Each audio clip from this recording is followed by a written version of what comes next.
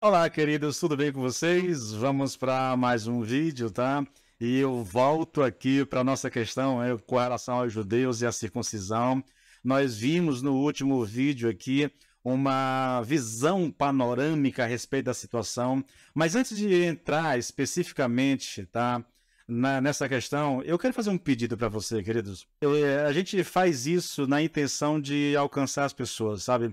Eu queria que você nos ajudasse compartilhando esses vídeos, que você nos ajudasse comentando nos vídeos, né? Ou você pode, mesmo se você não é inscrito nos nossos canais aí, nas nossas redes sociais, por favor, tá? Quando terminar de ver o vídeo, vai lá, se inscreve, ou no YouTube, ou no Instagram, no Facebook, eu não sei.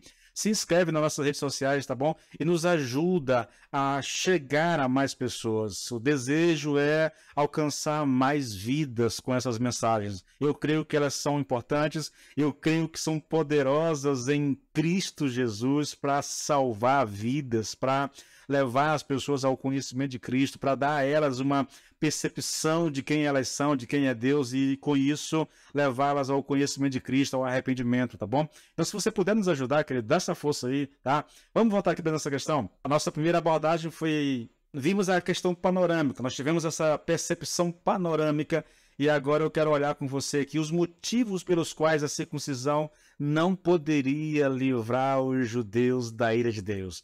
E o primeiro motivo, querido, aqui, em primeiro lugar, é que a circuncisão ela não pode ser substituta para a obediência. A circuncisão não substitui a obediência. Olha o versículo 25, porque a circuncisão tem valor se praticares a lei. Se és, porém, transgressor da lei, a tua circuncisão já se tornou incircuncisão. Percebe aqui? A circuncisão era um sinal externo de uma transformação interna. Isso é muito importante. Agostinho de Hipona, ele definiu o sacramento como um sinal visível de uma graça invisível. O batismo, a ceia, são sacramentos, são sinais visíveis de uma graça invisível. Olha só, o sacramento, querido, aqui, ele não opera a mudança, ele apenas revela a mudança. O selo externo, sem a mudança interna, não tem valor. Não adianta você ser circuncidado ou você ser batizado se não há uma mudança interna no teu coração. Apenas o batismo, apenas o ato de circuncidar não tem valor. Só há valor se houver uma mudança interna, tá? É muito importante que você entenda isso, querido. A mesma coisa a gente pode dizer aqui com relação, eu já falei sobre isso, mas vou repetir, com relação ao batismo, né? Existem pessoas que acreditam que o batismo salva, existem alguns que ensinam uma coisa mais ou menos assim, uma espécie de regeneração batismal, entendeu? Essas pessoas, elas estão em desacordo com as escrituras. O batismo não age por si mesmo, ele é apenas um símbolo visível de uma graça invisível. Você entende isso? O batismo não opera algum tipo de poder místico na tua vida e que te dá a salvação. O batismo é apenas um testemunho que eu estou dando daquilo que eu creio, daquilo que eu acredito. Não, há pessoas que pensam que batizar salva, né? Isso está errado. Batismo não te dá segurança de salvação, a menos que ele seja, né, acompanhado de um testemunho vivo de alguém que foi transformado por Deus. Em segundo lugar, ou a segunda lição, a transformação interior é mais importante do que o rito exterior. Versículo 26. Portanto, se a incircuncisão observa os preceitos da lei, não será essa incircuncisão considerada como circuncisão? A circuncisão, ela é um símbolo de uma transformação interior, mas ela não é essa transformação. Olha que coisa interessante. Eu poderia colocar a mesma coisa, né? O batismo, ele é o sinal da regeneração, mas ele não é a regeneração. Você não é regenerado quando está sendo batizado. É possível, querido, ter o sinal exterior sem ter a transformação interior, assim como é possível alguém ter sido transformado internamente sem ainda ter recebido o sinal externo. É lógico, tá? É possível que uma pessoa seja crente realmente no Senhor, cristã, que tenha nascido de novo sem que ela tenha sido batizada, sem que ela ainda esteja ceando, sabe? É possível sim. Entenda, querido, entenda. O batismo, ele aponta para um fato, mas ele não é esse fato. Ele aponta para a regeneração, mas ele não é a regeneração. Em terceiro lugar, o cumprimento da lei se dá por transformação interna e não por rito externo. Versículo 27. E se aquele que é incircunciso por natureza cumpre a lei, certamente ele te julgará a ti, que não obstante a letra e a circuncisão, és transgressor. Você é circuncidado, mas não obedece. Do que adianta, na verdade? Paulo, como eu já disse aqui, ele não está afirmando que alguém é capaz de cumprir a lei. Isso que fique bem claro. Eu já falei sobre isso no vídeo anterior. A lei exige perfeição absoluta e nenhum de nós pode dar isso, tá?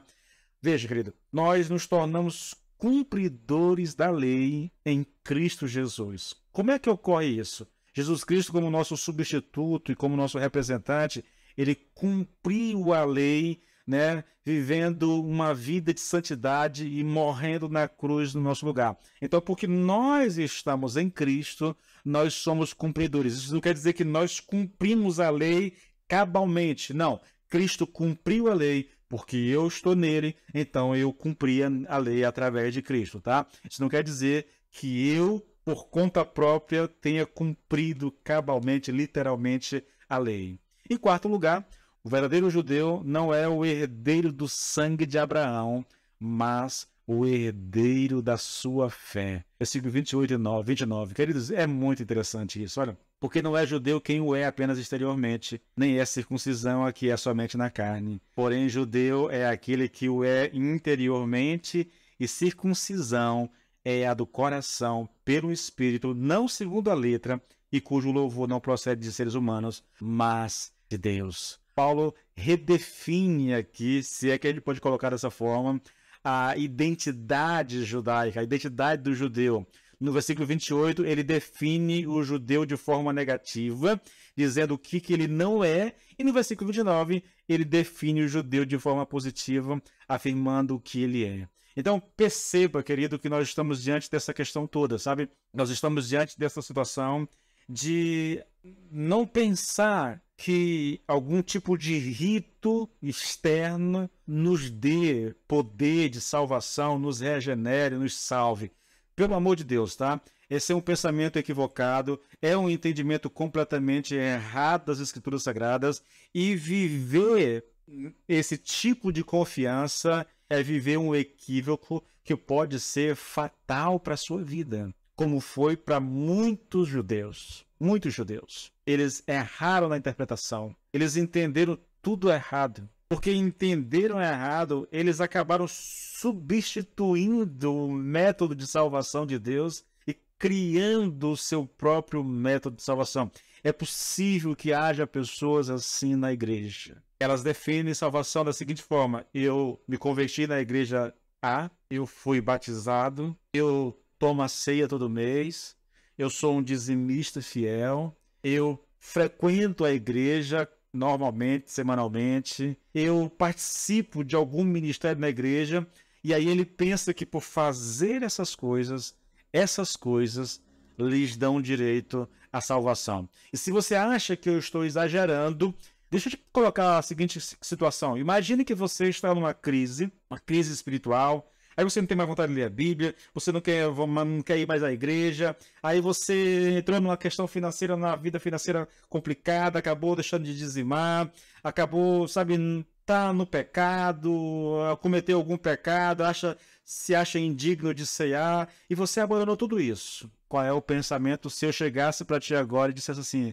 fulano, se você morrer hoje, você iria para o céu? E a resposta de praxe, eu tenho ouvido isso a vida toda: ah, pastor, se eu morresse hoje, eu não iria para o céu. Sabe por que você diz isso? Porque você está confiando nas obras. É porque a tua confiança está naquilo que você faz. Como você deixou de fazer, você se sente indigno. Isso é criar o seu próprio método de salvação. Que o Senhor tenha misericórdia de nós, querido, e nos dê a graça de entender a sua palavra e viver por ela, no nome de Jesus, tá bom? Deus te abençoe.